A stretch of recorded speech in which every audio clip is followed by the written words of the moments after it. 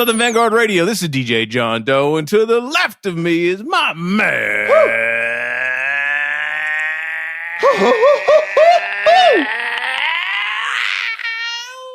Yodelay he cappuccino. What's up, y'all? What up, man? How are you, Meeks? Oh, man. Just trying to make it through the day. I hear you, my brother. Next question. Well, this episode and this here interview session and episode 172 of 172 of Southern Vangard Radio marks a new day. Oh, man. I love a new day. At least as far as I'm concerned. You know I love a new day. So real quick, it's nothing dramatic, but you will notice some changes here at Southern Vangard Radio, at least from John Doe's perspective. Are we on some Sam Cooke shit? A change gonna come. Change gonna come. We're a little bit different, so we're not gonna get really. I was born on a river. I'm sorry, homie. We're not gonna get super into it, but I'm gonna give you in a little tent. I love that song. Oh my God. We're gonna get into it just a tinge, just a tad. So. For those of you that are fans of the podcast, you know that Meeks and I, intermittently, kind of randomly, we'll talk about our personal life and our family life. And, long story short, and, first off, just to kind of set the table, I from here on out, I will only be talking about my family in very generic terms. So, for example, when I talk about my kids, I'm going to call them offspring. I'm not going to call them son or daughter or youngest son or oldest daughter. I'm just going to call them offspring, for example. So I'm going to use very generic terms for speaking about my family. And the reason we're going to do that is because, I'm not going to name this person either. We're just going to say that I got an email from a family member this past week that was concerned about how this podcast might affect our family. And you know what? From here on out, I'm going to talk about my family when we do, which is very little actually, in very, very ultra generic terms. You know what, homie? I'm going to call. You with that? I'm going to call you on that, and I see your very generic terms. I'm not going to even talk about my family. Oh, there you go. Because apparently I don't have the right to say shit about my motherfucking family, whether it's true or false or whatever you want to call it. I'm not going to say a goddamn Well, you know thing. what? That makes everything easier. We just won't talk about our families, period, anymore from here on out. Can we agree on that? Fuck it. You know what I'm saying? So for those of you that liked our It's been a long, liked our little family stories, long time coming. We're just cutting that shit. It's just gonna be the most change gonna come. Oh yes, it will. Oh, God, I mean, the shit talking is about to ratchet up. I mean, just man, there we go. All right, so let's get that out of the way. Yeah. I'm not going to ask you about your weekend. You're not going to ask me about my weekend, but we are going to tell the folks that are tuning in that this is Southern Vangard Radio. We drop twice a week. On Tuesdays, it's a mix show. On Thursdays, it's an interview session with a DJ or MC or producer or A&R or behind the scenes something or another. Yeah. And that means most likely we drop twice a week. So Tuesdays mix show, Meeks and I popping shit, playing all the latest and greatest hip hop, cut up, spliced up, whatever. Just, having a grand old time, drinking some bourbon, drinking some beer, doing whatever. And then on Thursdays, it's pretty much the same, except we're just having an extended conversation with someone we fuck with. Boy, we ain't got enough bourbon tonight. No, we don't. Well, that is 100 proof. We shot. I'm sorry. We shot. I'm finna. Matter of fact, I'm going to let you handle this. I'm finna run to the liquor store right quick because this ain't going to make it. I'm sorry. All right. All right, so you can listen and follow and subscribe and tell a friend where to find us on SoundCloud, Mixcloud, Stitcher Radio, and Apple Podcasts. So please subscribe and like and reshare and repost on all those platforms. We would greatly appreciate it. Please. We're on Instagram. We're on Twitter. You can go find us. Just look for us. Yes. And Mix, we have a couple other folks actually that help us out with, getting this thing to other people, right? No doubt. ATLHipHop.com. I am classicrawradio.net, WRBB, Return to BoomBap Radio. All three of those here in Atlanta. And we got a West Coast Connect. Soul Public Radio out on the West Coast. Yeah. What's up with you? Is that it? That's it, man. That's all of them? That's all. We're going to get into it. Let's go. We're going to do an interview session. Let's go. All right. And now. From West Texas. Oh, we might have to break out that by way of Dallas. Now, typically don't say good shit about Dallas, but this is a good old boy right here out of Dallas, Texas. Tonight, right here on Southern Vangard Radio, Rob Viktum. Woohoo! Rob, what's up, man? I that's absolutely the most amazing intro that I've ever had. Yes. It'll only get better if you tell me you're not a Cowboys fan. I am absolutely not. Okay, this is my man right here. We can talk. Let the interview begin. I live here. I'm not from here. Okay. Where you from, Rob? I was born in a shitty small town called Amarillo. Ah, okay. Is Amarillo shitty like that? Let's just say it's not culturally diverse. Damn, you would think a town that kind of rhymes with armadillo would be all right. I guess not. You'd think so. Yeah, you would. Now, when I look at this motherfucker, when I look at Amarillo, Texas, that motherfucker's in the middle of nowhere, right, Rob? Is it really? Yes, it is. It absolutely is.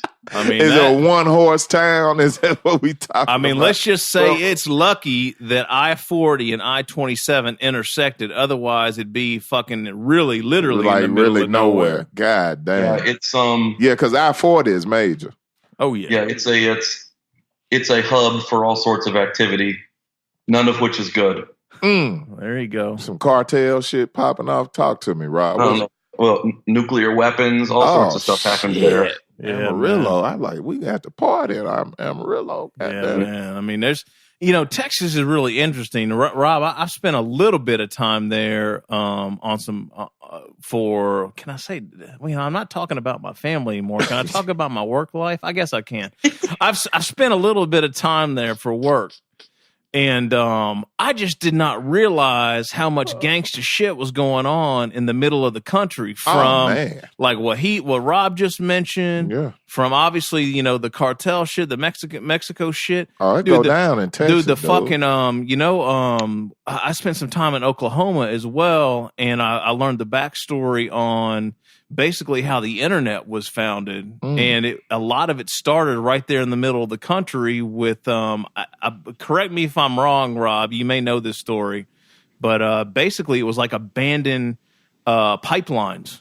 They basically, think about it, you got all this conduit, like these big ass pipes buried, super below the earth for oil or whatever they may have been transporting at the time. And eventually there was like an abandoned network, and they used it for telecommunications and eventually like broadband and internet and all that. Yeah, it go down in Texas, and all I'm gonna say about Oklahoma is Black Wall Street, and then y'all can do whatever the fuck y'all want to do with that. But yeah, man, the middle of the country ain't no hope. I'm gonna tell you, it's some real shit. Tornadoes don't come through that motherfucker for the fuck of it. They do that shit for a reason. It's an interesting place to grow up, that's for sure. Man, let's talk about that a little bit. Like, what is like you well off into this hip hop shit, Rob, and you from Amarillo. What? Come on, man, tell me something. Okay. How did any of that even happen?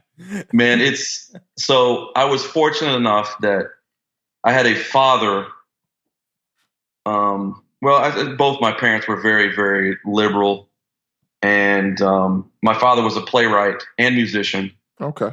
And we traveled to New York quite often for him. That'll do it. And there would be weeks at a time where I would be staying with family friends and stuff, and I wouldn't even see them. So I consider a lot of my growing up to be in New York. And so a lot of the things that I fell in love with and grew up with I was exposed to at an early age in New York, like late 80s New York. So one of the things I fell in love with immediately was hip hop. Mm-hmm. And my mom's trying to get me to play piano and shit. And my dad's like, you need to play these drums. And I'm like, okay, I'm cool with all of that. But these turntables look like where it's at. Yeah. So my dad was really cool about it, and he embraced it. And he bought me my first 4-track recorder and my first set of techniques. Nice. And it just kind of went from there, man. That's what's up. I would buy records by the boatload when we go to New York when I wasn't in school. Had to. I would come back and just learn how to mix and stuff. Like, and this was, of course, this was before the internet and shit. So I had to learn while I was there. Anything that I wanted to learn past that, I would just have to figure out on my own. Because, man, there's nobody in Amarillo doing anything related to sampling or turntabling. Yeah. Right. Turntablism in Amarillo, Texas at all. At least at that point. Right. Yeah, that sounds about like my experience. I grew up in the middle of bumfuck Kentucky. Good old Kentucky. And I pretty much taught myself. Everything I learned, I was self-taught until I hit college and met a few like-minded individuals that were doing the shit I was doing. Yeah, I'll never forget when I was in middle school, I found out what Pete Rock was using to make beats. Mm-hmm. And, man, I mowed so many fucking lawns and all sorts of wild shit to just stack dough. Yeah. So I could buy this thing that I had no fucking clue what it was, called an SP1200. Yeah.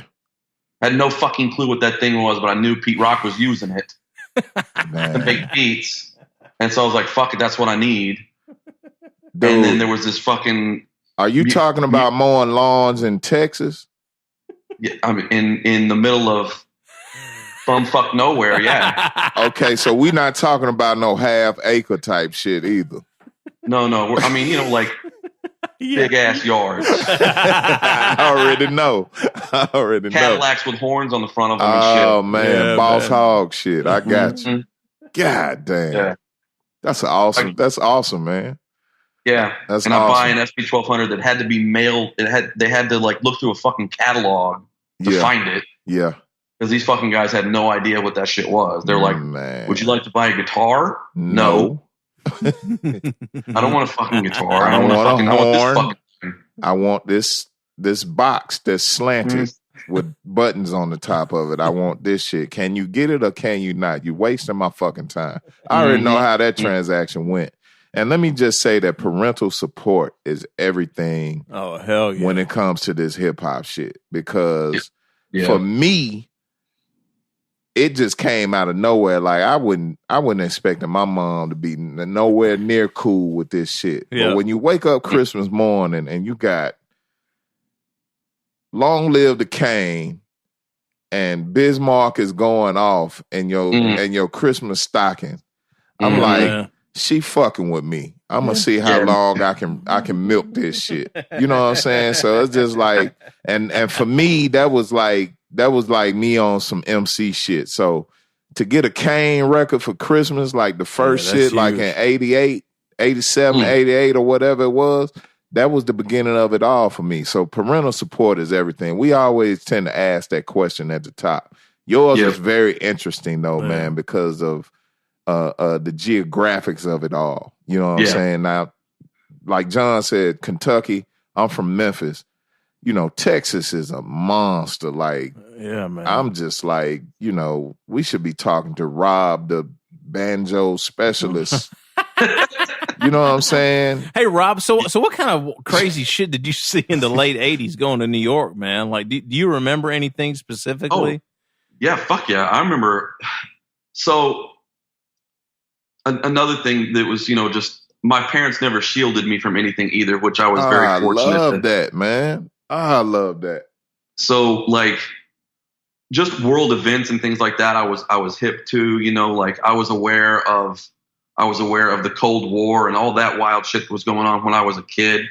Like maybe that made me like hyper anxious or something as an adult, but I remember specifically things that were happening around me at all times at that age. Like I remember seeing, people getting, mugged and shit in New York as a kid. I remember that.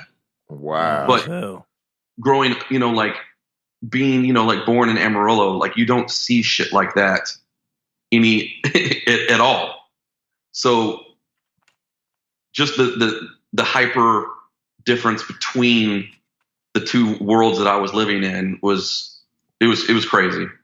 Man, it was crazy. But what about on some music shit though, Rob? With most people that I grew up with, right? But what about on some music shit, Rob? I mean, so you're seeing people get mugged, but like, is your brain just exploding? You're walking around New York in the late '80s, probably early '90s. Like, are you just going crazy? Like, what? Well, I had cousins and shit. Okay.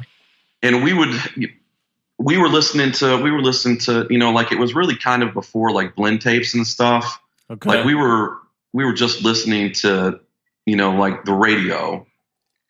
But I specifically remember when everything kind of changed for me in New York, when I became aware of what was going on,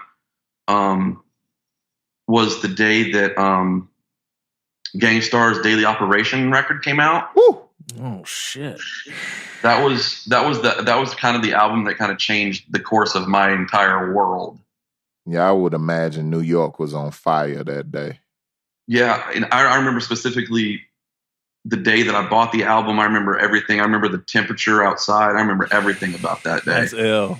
Crazy. I remember a rat the size of a dog running out of the music store that I bought that record in. Now, Rob, did you realize at the time that Premier was from Texas? Did you know that? Had no clue. Okay. Like, this was before the internet. Right. You know, okay. So like had no way of knowing that type of stuff. I think I was probably in college before I even knew that. Yeah, I think he went to school at Prairie View or some shit. Yeah, he did. Wow. He did. Yeah. He's from Houston. Yeah, he's from Houston. He's from Houston. Yeah. Okay. Yeah. Yep. Damn. Yo, man, my first trip to New York, the first hour I was in New York City, I saw a male hooker get picked up in Times Square by two women. I saw a homeless dude climb down into the sidewalk through a metal grate and then ask me for a cigarette. And all I wanted to do was get in the hotel room at that point. I'm just like, you know what? This is a little too much for me. Yeah. We got in the room. My homeboy, yo, man, we finna go out, get some 40s and walk the streets.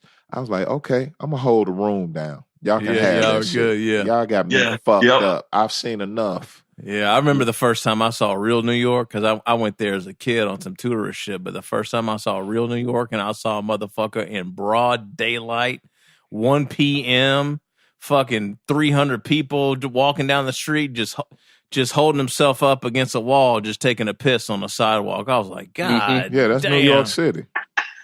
That's New York, man. That's New York City. Mm-hmm. New York. That's what Sinatra was singing about. Yeah, right. Mm-hmm. If I can make it there, I make it. If I can piss right here, I'll piss anywhere.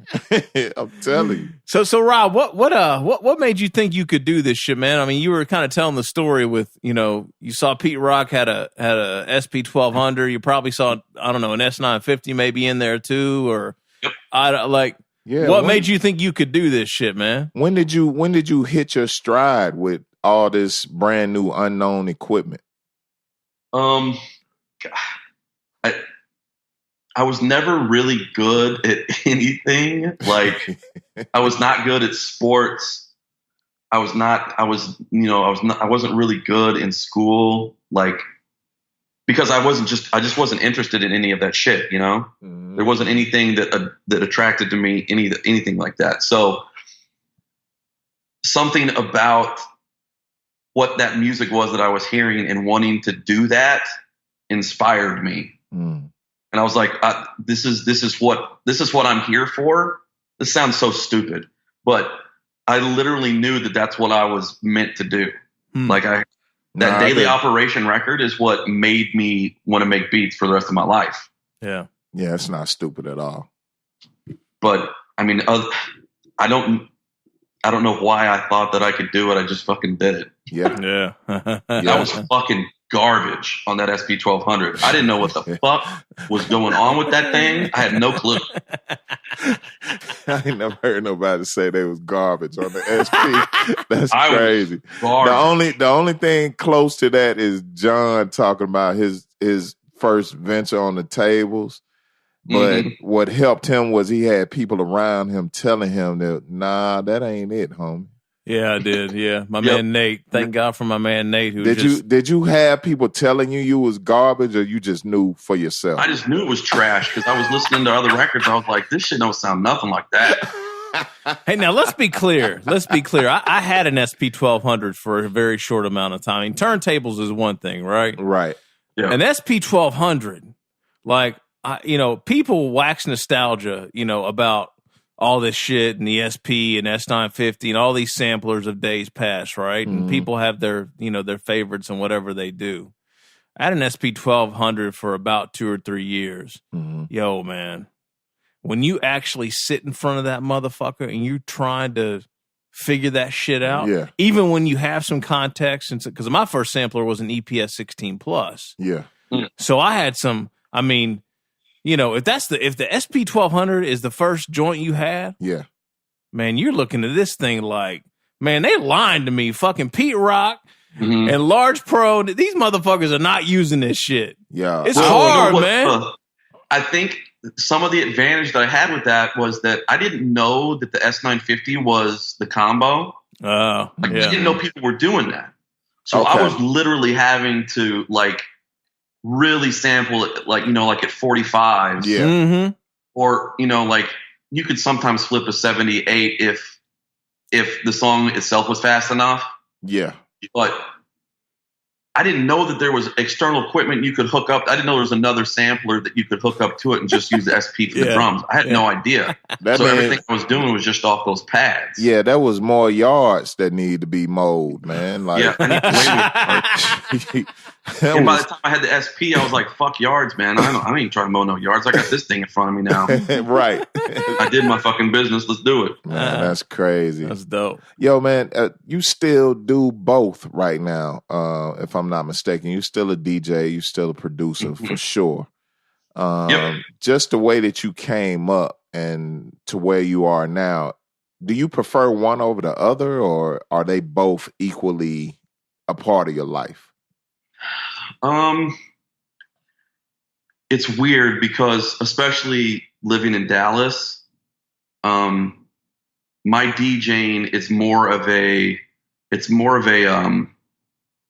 therapeutic thing for me. Okay. Because I DJ in two different worlds. I DJ in clubs, like full on mumble rap stuff that I have to stay on top of. But I also have passion stuff that I DJ. There's a place out here called Sandaga, and they book me to do what I like. So I don't ever get bothered. People don't come up and ask me for certain stuff. I just play what I want to play. Okay. So I could, it could be anything from, I could be spinning Conway for 1 minute, and the next minute I'll go right into, Music Soul Child or something. It's just, I get to play music that I don't normally get to play. Does that make sense? So I get to, that's your freedom. So that's your freedom right there. That's your, that's your moment to really, really be who you are. I get it. Yeah. Yeah. Rob, I didn't realize you were DJing in the clubs though, like that. Yeah, and I don't really, and this is just me being an asshole, I don't really talk about it. I don't promote it, those type of places just kind of, they promote themselves and shit. So it's I don't even bother. Are these the residencies that you holding down? Yes. Okay. Yeah. I always wondered how residencies work. I get it. You could get hired out in Vegas to do your thing or whatever. But what is at its core a DJ residency? A DJ residency, with all the glitz and glamour things that they put on it, all it is just you have a Friday night gig that you have until people stop fucking with you. Okay. When it's dead, you're dead. Yeah, basically. I mean, okay. People will argue the fact that it's a DJ that brings the people in, and in some cases it is. Like if you have a big name DJ that's been doing the club circuit for a while, like that name will bring in some people. Yeah. But a club is known for the way it appears to the public. Like people don't go, oh, let's go to this club because so and so's DJing there. They always go, hey, let's go to this club. They've got great bottle service. You know what I mean? Like at least that's the way it is out here. No, I think that's probably about right. I want to experience this, man. I want to go to Dallas and hit one of these fucking trap joints with Rob, and then go to the real shit. No. I do. I want to experience this, man. No, I'm gonna. I'm gonna. It's and I'm not gonna lie, man. Like, I don't dislike the state that hip hop's in. Yeah. Because when I'm spinning it, I see people enjoying it and having a good time, and that just reminds me of when I was listening to shit coming up and enjoying it and having a good time. You know what I mean? Yeah. So it's a weird thing for me now. Do I jump in the car and listen to the latest thing that's cracking? No, I don't do that because it's not what I'm into. I just have to stay on top of it so I can know what the fuck's going on. It has its place in your life. Yeah. Dude, do you remember when Puff Daddy and shit was out? We hated that shit. Oh god, I pray for that shit now. I hear fucking Ja Rule come on to fucking old school stations here in Atlanta. It's crazy. Yeah, I mean, dude, if that could be my biggest problem right now on the radio, I would love to have. Fucking Ja Rule. I heard bad boys. Oh, you're I jamming. heard that shit today. Jamming. I was like, damn, that shit sound alright, man. But at the time, we thought it was some bullshit. Devil. Yeah, it was. It wasn't. It was tolerable at the least. You know what I mean? Like, okay, Mace. He's seen better days, but this is. Yeah. Yo, who was saying the same shit was ST Knack. Rob, we interviewed ST a couple weeks ago, and he was saying the same shit. How he loves seeing all the young kids just fucking go crazy because, he knows kids like that, and in the hood, and he just he can appreciate it for what it is. So, yeah, I mean, am I going to participate in it myself? No, sure. Yeah, I can watch from afar. Right. Yeah. So, Rob, what was the first kind of like? What was your first official like outing, like DJ wise and or kind of like producer wise? Like, were you kind of perfecting the craft for a number of years before you finally started getting out there, or how did that end up shaking out? My first real experience was with I'm trying to remember like what my first like real placement was.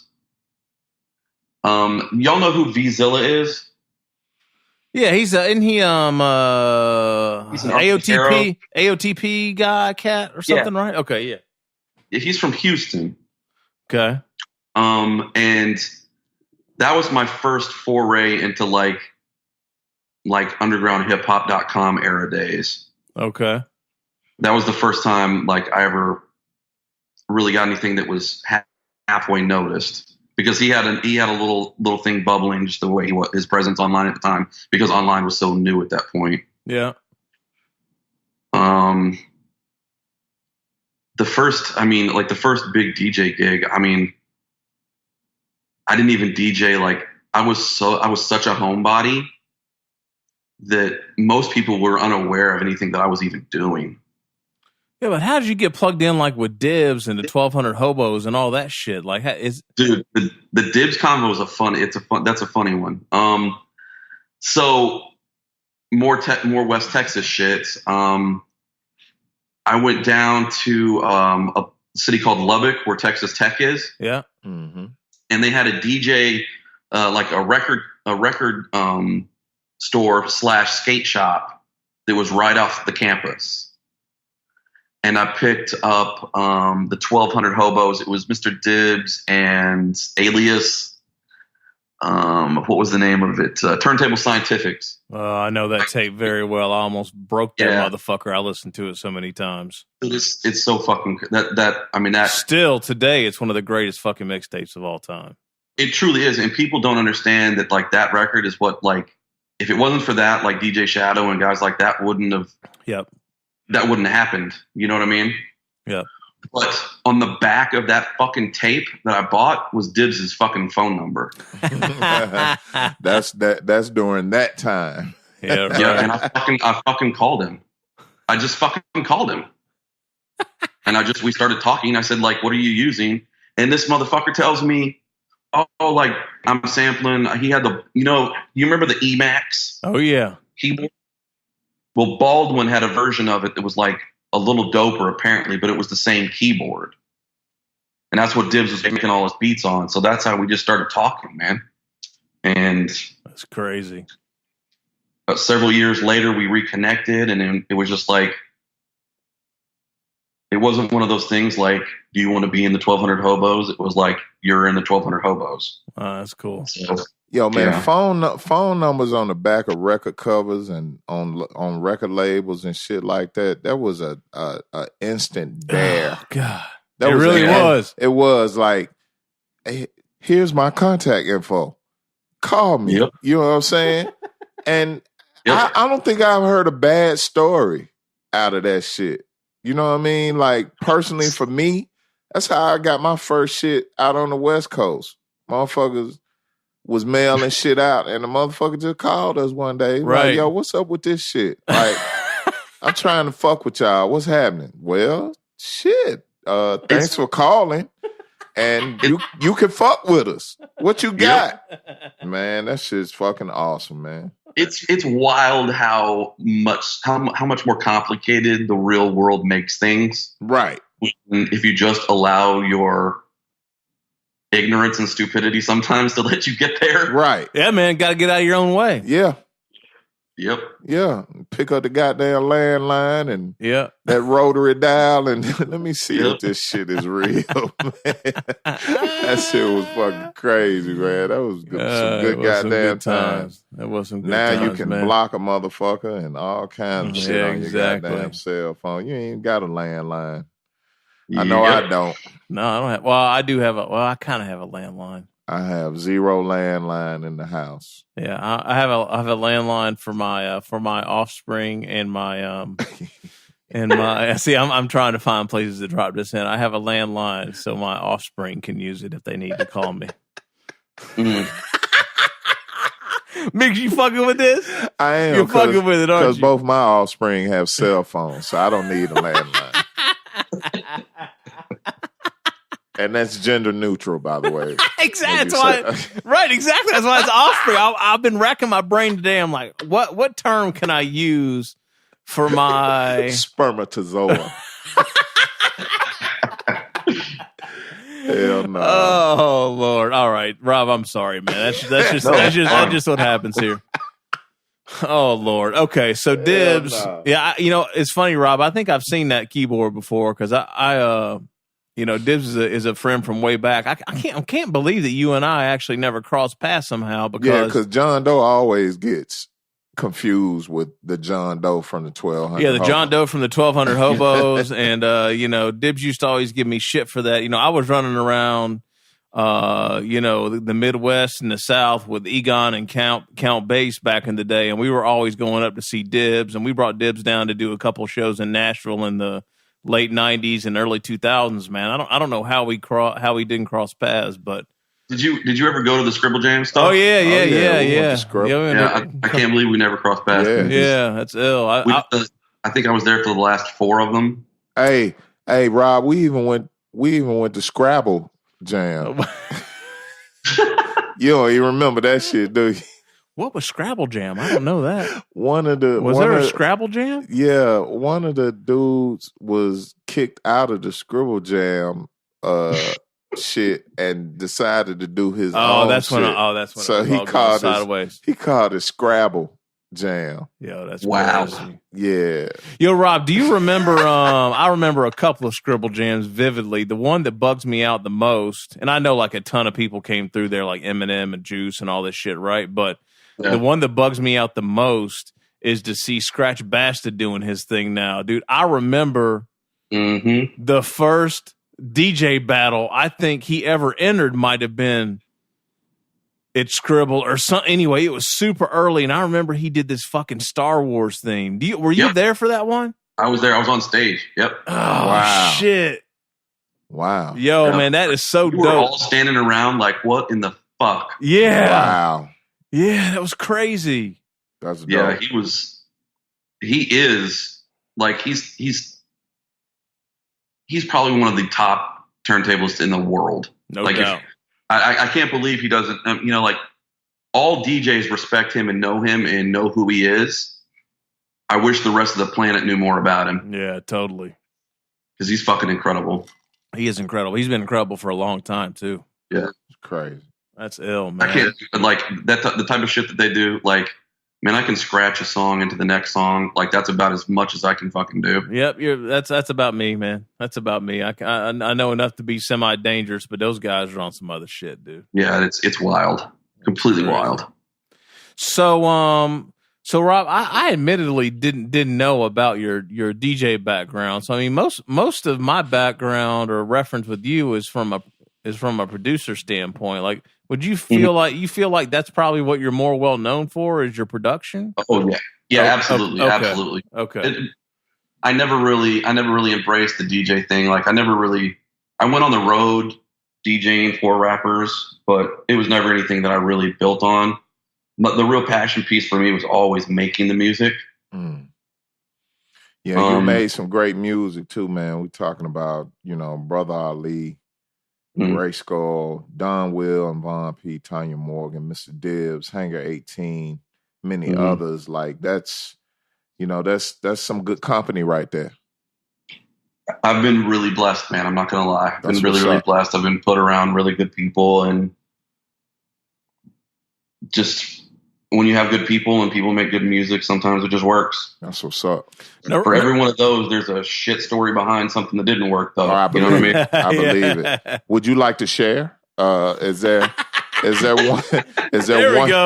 one story in particular that just really sticks out?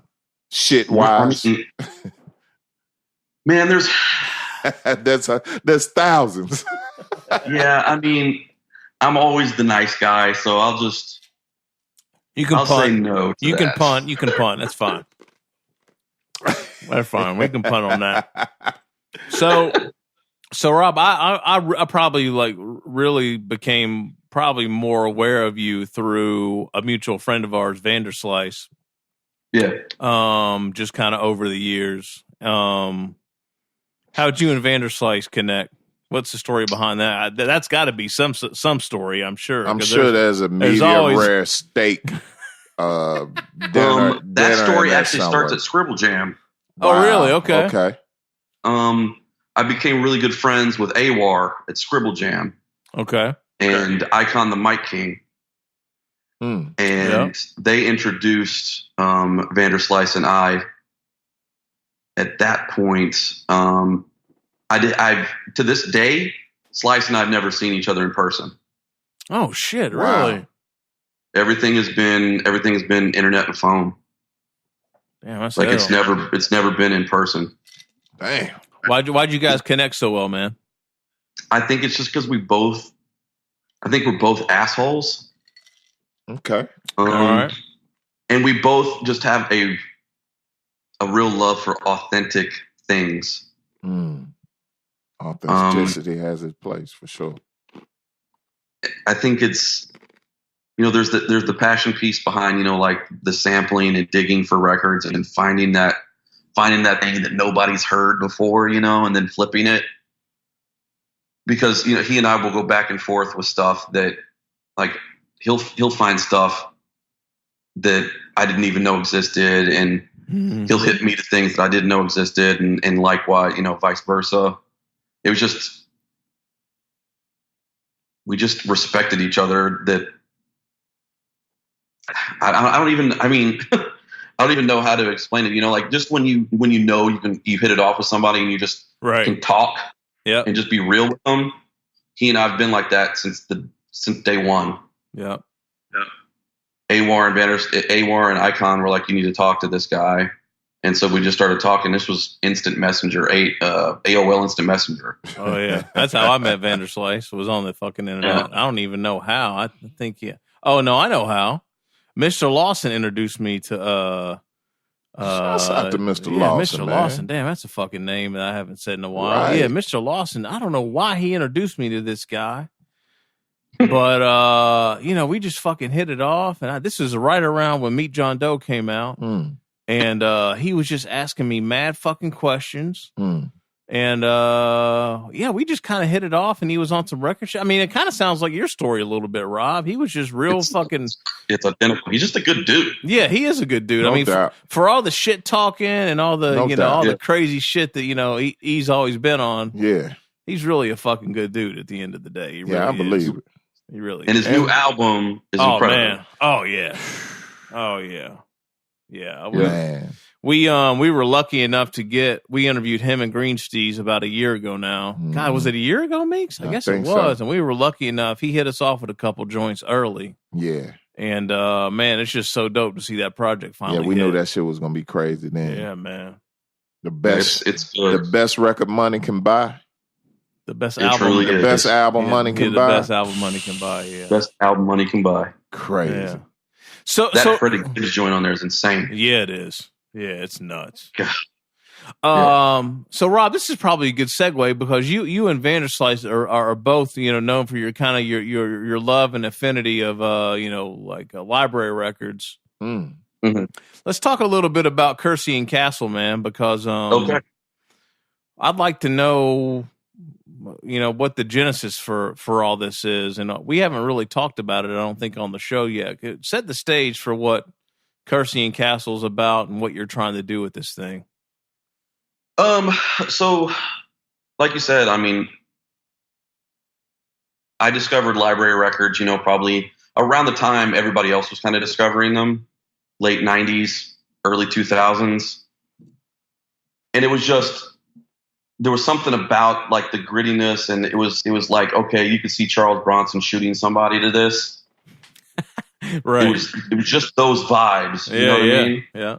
And my thought process behind what I'm doing now is that eventually, like, you can only get so many KPM records, from that era that's good. Yep. There's only so many of loops that you can use before somebody goes, I heard that before. I've heard that before. Yep. So I wanted to capture that vibe and be able to continue doing it, but on my own level, I wanted to be able to sample myself and have people go, where the fuck did you get that? Where are they sampling? I want those guys from Who Sampled to be freaking out that they can't find out where that fucking sample came from. Right. Right. That was the whole process in my head. Like, I just want to, when I tell people that, no, that's not a sample, I want them to be like, you're a fucking liar. Right. Right. And I've literally spent the last year and a half of my life honing that and figuring it out. And I picked the name Kersey and Castle because it's two of my favorite characters of all time. You've got Paul Kersey, Death Wish, and you've got Frank Castle, the Punisher. So I just used Kersey and Castle, and it appears like there's multiple people involved, but it's just me. That's dope. I mean, it even sounds library, esque. Right, because I was just trying to think about... I told Vanderslice, I said, hey, this is what I'm doing. This is the name. And he gave me the thumbs up, so I knew I was on the right path. Right. I was just trying to think of the library shit that we was fucking with Soundside on. Boosie and Hawk. Boosie and Hawk. Yeah. Does that sound right? Yeah. Yep. Yeah, that library shit, man, it's dope. Hell So Rob, when did the first one? Because I remembered it's just been a couple months since even the first one came out, but you've been hitting folks in the head with like one every other month or so, right? Or yeah, I've been stacking these volumes probably for the last 6 months. Okay. And just bouncing them off people to see if the vibe was right. You know, like, do you think does this feel like something that you would sample and things? And I got to the point where, you know, like, you trash a whole bunch of stuff because a lot of stuff just doesn't hit, right? Yep. And it got to the point where I was, you know, like, I would throw the homie Stu Bangas a couple of joints and he'd be like, yo, man, these are crazy. And then he'd sample them and flip them and put them on Instagram like, yo, check these out. And people were losing their mind about it. Wow. So I was like, okay, well, maybe there's something here. Because initially I was just doing it to stack a whole bunch of stuff. And then when I finally was ready to start making beats again, I would have a whole bunch of stuff ready to go that I could sample myself. Now, so was there like a business oriented reason that you did this too? No, it wasn't because you wanted to transition to making sample free shit or anything like that. Yeah, I mean, it was never like, ooh, look at the royalties I could get for this or the publishing rights that I could get from this. Okay. Or like, I won't have to clear a sample ever again. Right. Like, it wasn't that at all. It was just, you know, like, you can only get so many library records before you have them all, you know? Mm-hmm. And chasing the vibe, you know, like, maybe it's a little internalizing that I didn't want to lose that feeling. Because when I create one that I feel like is along those lines, it feels like that to me. Like, I found that loop. I found that thing that nobody has discovered yet. Yeah. There was, you know, at no point was like, you know, we were just talking about Kersey Castle. Like, at no point did I think about that at first. It wasn't until I started, you know, floating stuff to Stu and to Sealance and even to Vanderslice, you know, before people start going, you know, like, hey, maybe you should, you know, look at doing this. And so it was another one of those things. I just reached out to the guy that runs Drum Broker and I was like, hey, I got this stuff. What do you think? And he heard the first one. He's like, yo, this is crazy. Let's put it out. Wow. Yeah, and some different shit too, right? I mean, like, everybody's not on that. It's very. I mean, let's not joke. I mean, let's be real about it. It's a very niche market. Absolutely. Like, okay. You're not making money hand over fist doing this stuff, but that's not why I do it. You know. Sure. Yeah. And they have a very aggressive release schedule, and I just happen to have stacks of this stuff ready to go. That's crazy. So you mean Drum Broker has an aggressive release schedule? Okay. Yep. You mean just across the board, or that's just what they like to do with the artists that they put out, or the packs? Well, I think it's along the lines of like, hey, you're new, let's keep it in people's face for a little bit and see what happens. Gotcha. Okay. Rob, was the I don't want to market, so I'm probably going to slow it down a little bit. Right. Was the low clearance beat tape inspiration for the Sound Library series? I would say so. I mean, that was the very first one that was like, okay, I'm gonna see if I can do this all on my own without sampling. Nice. And now that you said that, I'd totally forgotten that I'd even put that out. All right. Well, hey. Yeah. Wow. You know, sometimes we say smart things. Most of the time we don't. I'm reading. I'm reading the script right now. Meeks is reading the script. Meeks just plucked that out of the prep notes that I put together yesterday.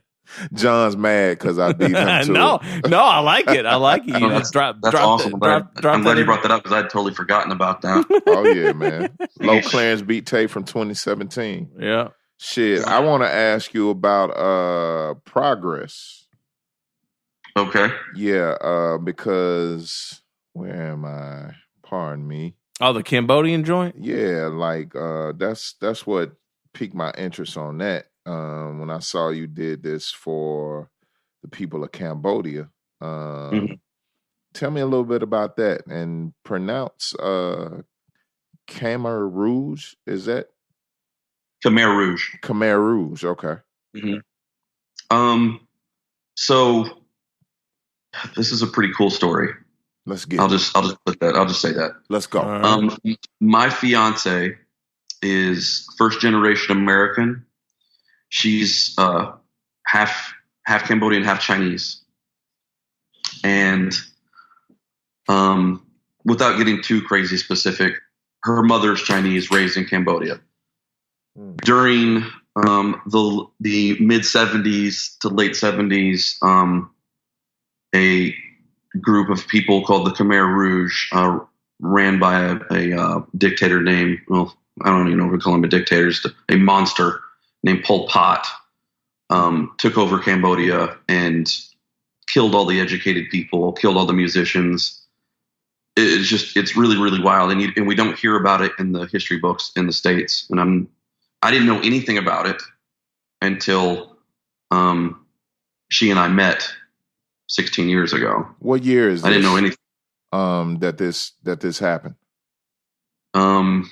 74. Oh, wow. Okay.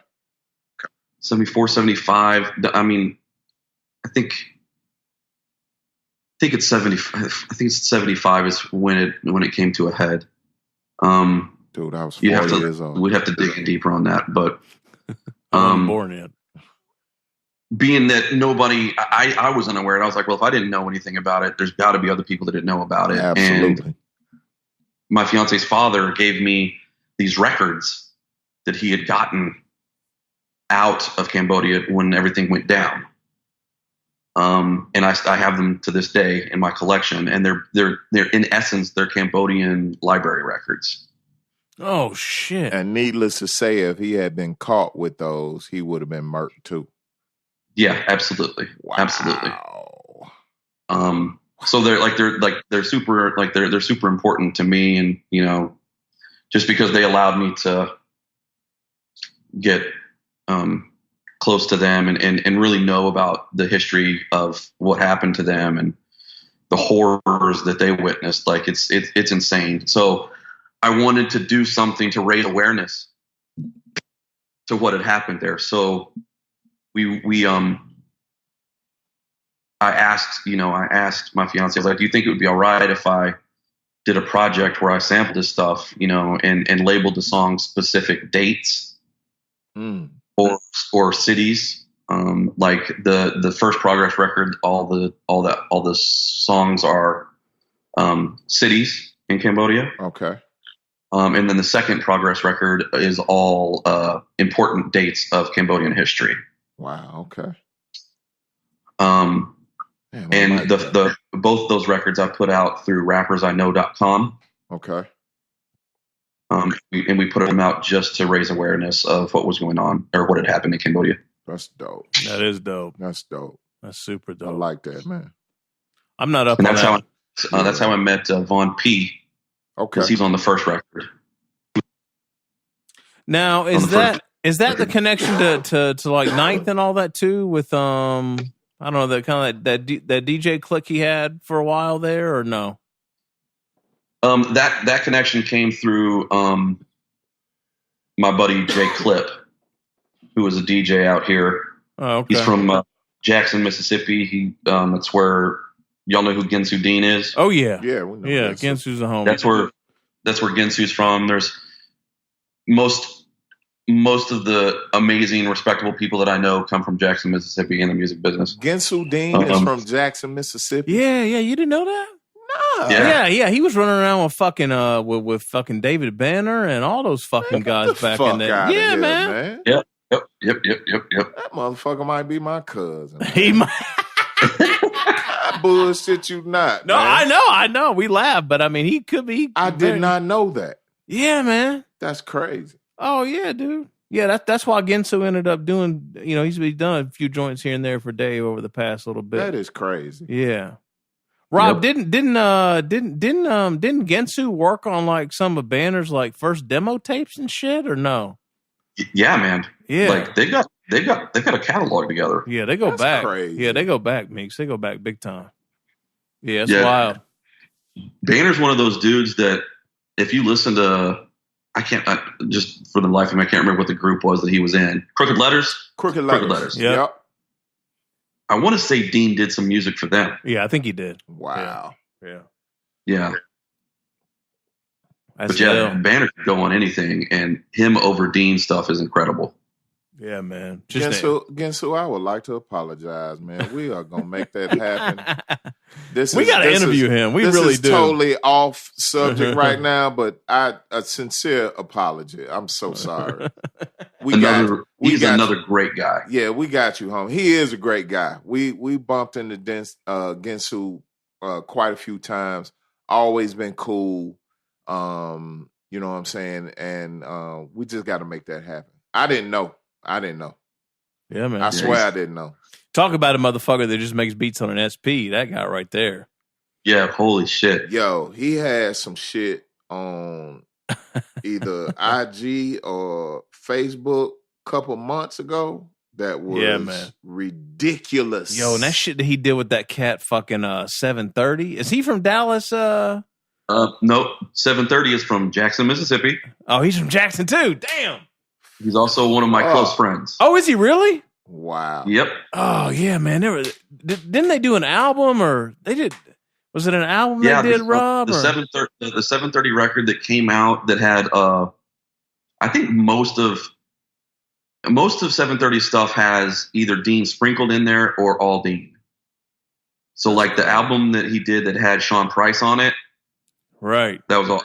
I'm pretty sure that was all Dean. That's crazy. Yeah, I just remember when they dropped that video, that video that's black and white.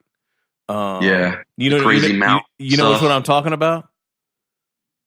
That shit is wild. Yeah, where they're walking in Brooklyn. Yeah. No. Are you talking about the one with Sean Price, or are you talking about the one where they're on the park bench? Yeah, the park bench shit. Yeah, not the one with Sean P. Yeah, that one. Yeah. Yo, man. 730 is like probably one of the most underrated rappers in the game right now. Yo, he's super, super fucking talented. Super talented. Yeah, he's insane. Again, so we got you. Yeah, man. So Rod, this is a little bit of a sidetrack, but when did you figure out? Like, I know you were going to New York, like back in the day. You know, you were up there. You were buying records, probably buying rap records and whatnot. But when did you figure out Texas had records? Because you had at some point, like you probably. Oh, yeah.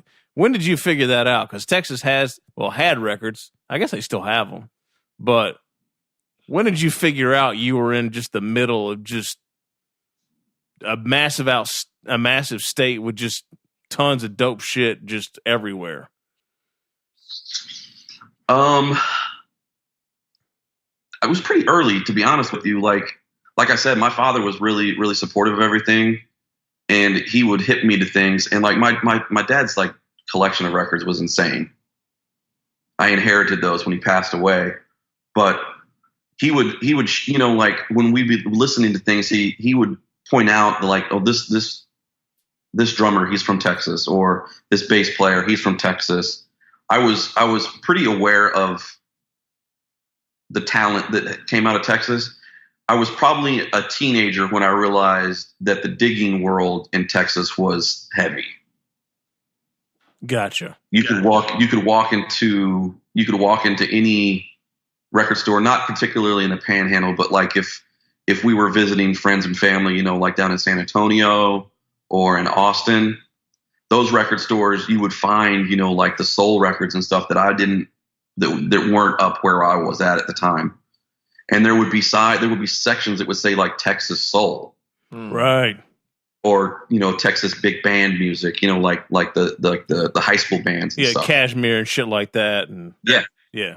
So it was pretty early when I figured that out. You know, and at the time, you know, like you kind of take advantage of it. You don't really take pride in that type of stuff because you're so young. But Texas has some history, man. Like it really does on a music level. Well, for sure.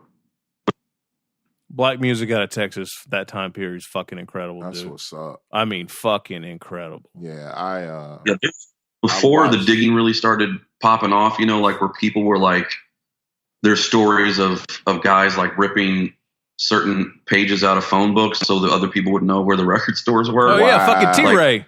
Fucking T-Ray did that shit. There was a time where you could literally go down to Houston and come up on like some of the dopest records you ever heard in your life that no one had ever heard of before, because they were like small labels that were only in Houston. And man, I mean, that shit doesn't exist anymore because the internet just destroyed that whole fucking world. Yeah, but that's crazy. Yeah, man.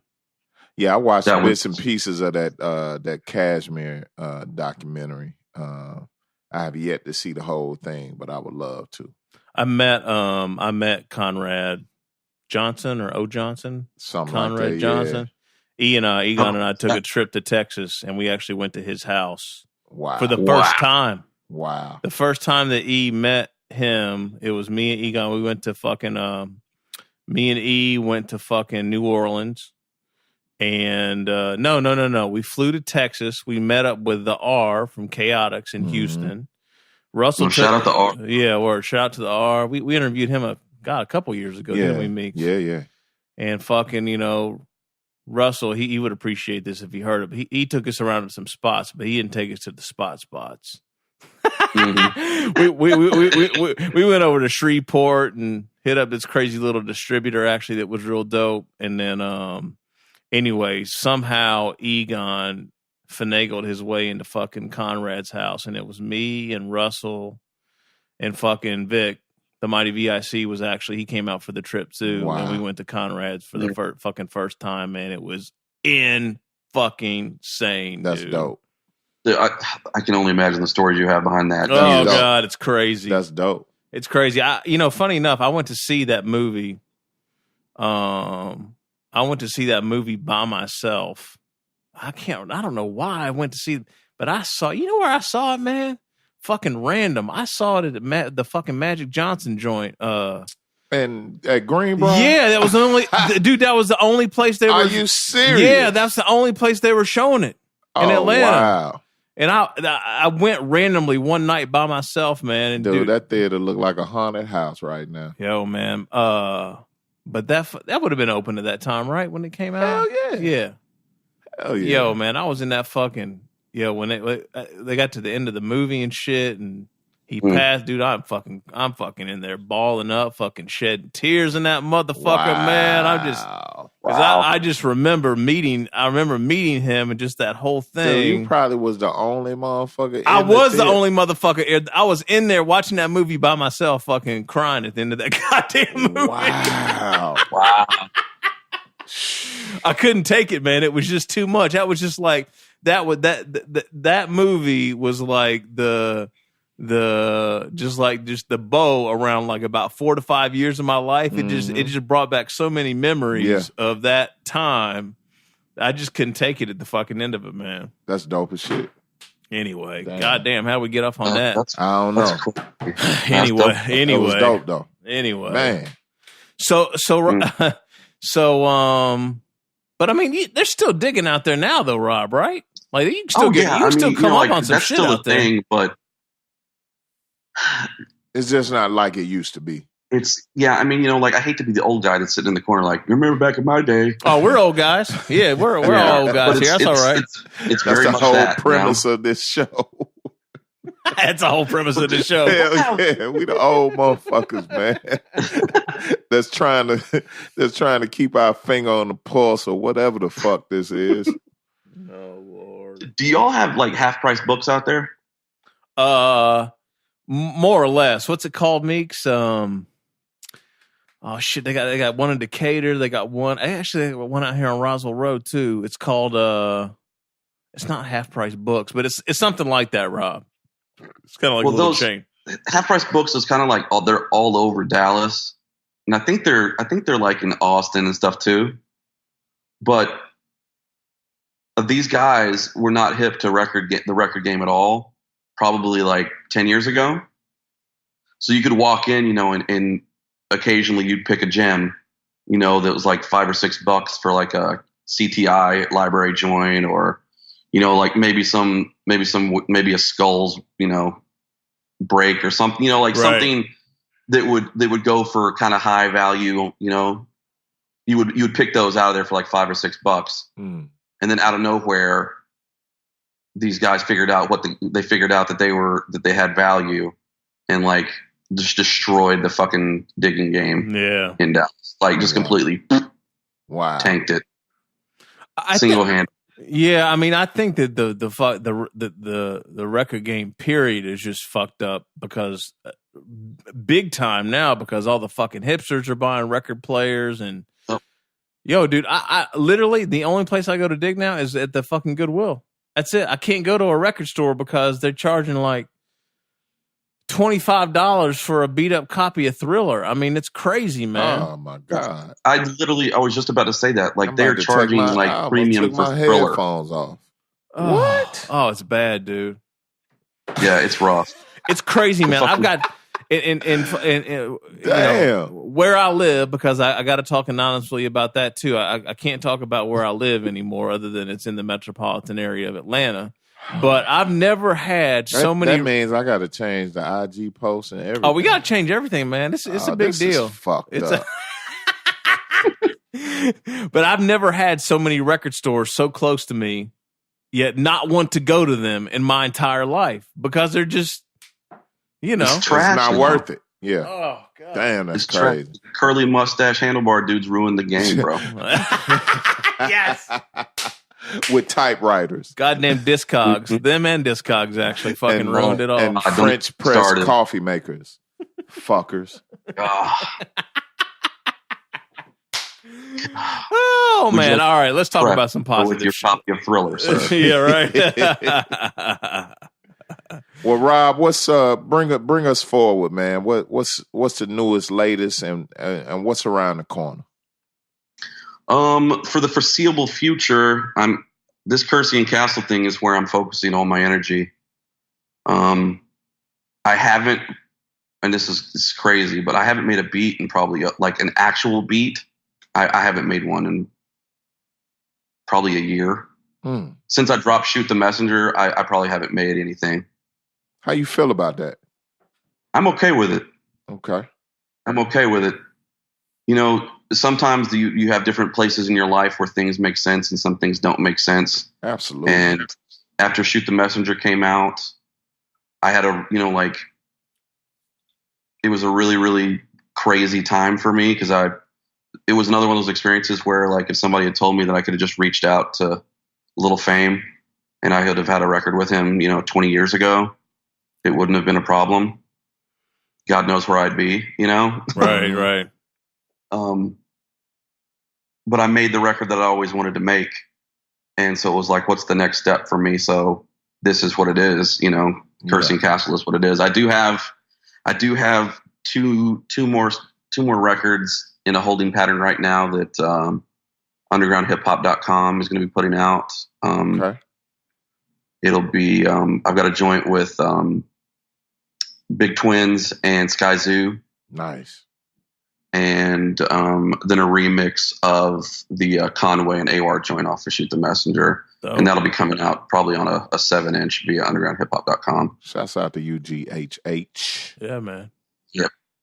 That's ill. Yeah, Rob, I read somewhere where you said that Shoot the Messenger was like basically a culmination of 15 years of, I don't know, you honing your craft or...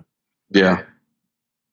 Did it really take you 15 years to put that record together? I mean, you said that shit, but it just felt like that. No. What it was that, like 15 years of being really focused on trying to do something in the music business. Right. And then finally everything aligns itself together and it works finally. That's nice. I got you. Yeah, it worked, man. That project got some good burn too, Rob. A lot of motherfuckers playing that shit. It did. And it's funny because I do this on occasionally. I'll do something like that works and then it doesn't sound right to me. So I pull it. Like you can't hear that record anywhere but except on Bandcamp now. Oh, wow. Okay. So I pulled it off of all streaming and everything because there's a couple of things on it that I didn't really like. And so like perpetually, I'll probably be remixing it in my head forever until I'm comfortable with it. Then I'll put it out again as a remix project or something. Really? Huh. Got you. Interesting. All right. It's a problem that I have. Nah, it's not a problem, man. You're a fucking genius, man. And anybody that says otherwise should be slapped in their motherfucking face. Well, I appreciate that. We appreciate you, man. You No one doubt. of us. You know what I'm saying? You're a real motherfucker, man. Yeah, right no here. doubt. No You one of us, and we see it for that, and that's the end of it. Hey, Rob. So where can they go? Where can they go? Cop the library records again? KerseyandCastle.com. Okay. It's where everything is available. You can also get them through Drum Broker. Okay. And there's 3 volumes, right? So there's Music for Silencers, Volume 1 and 2, and then there's Smuggle Music. Now, Smuggle Music is more like, kind of like Sonic's, like there's no drums. It's more like synth kind of oriented, right? Is that accurate? Or yeah. So Music for Silencers, Volume 1 and 2 were more based on like the 70s and 80s library stuff, right? Smuggle Music. Or Smuggle Anthems, I'm sorry. Smuggle Anthems is more like Scarface music. Like it's synthy, it's dark and eerie, but it's more like, you remember that, like the B movie, like drug lord, drug cartel movies back in the 80s, like smuggling dope across state lines through fucking, Cessnas. Like that's what Smuggle Anthems is like, if you listen to it, like even the titles for the songs. Single engine or twin engine? Well, single if you don't want to get picked up by the feds. Right. I just wanted to be clear on that. I'm sorry. Yeah. I'm sorry. Yeah. That was a quiz, Rob. Yeah. I mean, and I would only ask you that question because I live near a regional airport. So yeah, I'm sorry. Go ahead. Fair enough. All right, so they can cop them there, and then hopefully we'll see a couple more volumes, I guess, here before the year's out, right? I've got 2 more music for Silencers coming out. I don't know. I don't want to put dates on them because I don't know what they want to do with those. I've got lots of stuff with Sealance. You guys know Sealance? Yes. Let's see here. Jedi Mind kind of affiliated, right? Yeah, he does lots of stuff for Vinny. Yep. I've got lots of stuff with him coming shortly. Okay, dope. Stuff. All right, beautiful. So, all right. Yeah. So what Instagram, Twitter is what? It's the Kersey Castle Instagram, Rob Viktum Instagram. I'm on Twitter sometimes, but mostly Instagram. Okay, dope. All right, beautiful. All right, What's man. up, Rob? Well, Rob, any last parting words, man? Any advice? Want to tell anybody to go fuck themselves? This is your time. Yeah. I just thank you guys for the opportunity. It's been awesome. Thank you. Word. Man, thank you. All right. Word. Hell yeah. All right, hold tight, Rob. We'll wrap it up. Man, Rob Viktum. Yeah, man. Good one. Real good one. I enjoyed it. I love talking to producers. Well, I mean, he's not only a producer. My fault. He's one of us. Yes, he you know is. What I'm saying? Across the board. He is. He's from the South. And, it's Texas, but it's still the South. Absolutely. You know what I'm saying? Cowboy hat, Spurs, chaps, Cadillacs with the horns on them, like he said. He's one of us, and we look out for our own. Good old Rob. Good old Rob Viktum. I want to tell you what. Break out the brisket. Oh man! Look what I got on tonight. I already know it, man. Yo, I didn't do this intentionally. Rob, real quick, are you still there, Rob? Yeah, I'm here. Yo, you know what shirt I got on right now? What are you rocking? Black's Barbecue. Lockhart, Texas, and Austin, Texas. Boy, this is some fucking barbecue for your ass. Man, you know about Blacks? We're talking about barbecue. All right, okay. Oh shit! Now look, I don't recognize no Texas barbecue. I'm from Memphis. That's right. Y'all It'd be a battle. Y'all getting in some real bad territory right now. I get it. I love some Memphis barbecue too, though. Like I'm a purveyor of all meats. That's why you and Vanderslice get along so well. Vanderslice is a purveyor of all steaks. He don't know about meat, but you put a steak in front of that motherfucker, it's over. Ruth's Chris all day. It is over. It's over, man. Oh, Lord. All right. We're really out of here this Yeah, time. let's go. Rob, thank Let's you, go. man. DJ John Doe. Eddie Cappuccino, South Memphis, East Macklemore, Meeks. That's me. This is twice a week. This is at Smithsonian grade. Guggenheim. This is at Guggenheim grade. Yeah. Tell a friend. We're out. We out. Peace. Peace.